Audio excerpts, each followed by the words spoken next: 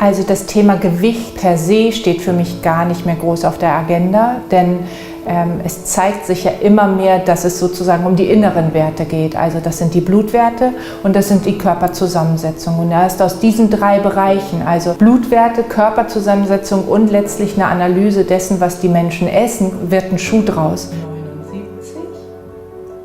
Also ich bin ein großer Fan von der Waage deswegen, weil es immer ein Status Quo ermittelt und Verläufe aufzeigt.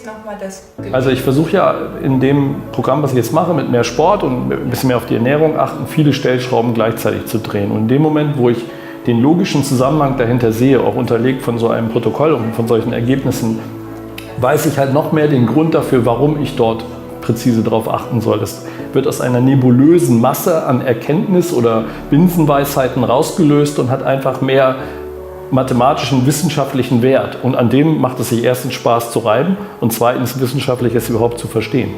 Es ist ja Fakt, dass die Patienten, die ich lange Zeit begleite, im Alltag ihre Bemühungen haben, anders zu machen als bisher. Anders zu essen, anders sich zu bewegen, mehr auf Ruhe zu achten und so weiter. Und das will dokumentiert werden. Und das ist natürlich toll, wenn Sie sich mit mir austauschen können darüber und einen Gesprächspartner diesbezüglich haben, der dann immer noch mal an ihn zieht und noch mal den nächsten Tipp hat und so weiter.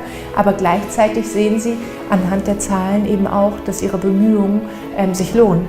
Ich habe mich ja sogar über diese Protokolle darin verliebt, das Ganze als eine logische Wissenschaft mal für eine Zeit lang zu machen, um zu sehen, ob es denn was bringt. Also ich will diese Waage auch schlagen. Ich will runterkommen in den Werten und das auch bestätigt fühlen. Und da ist im Moment alles auf einem komplett super Weg.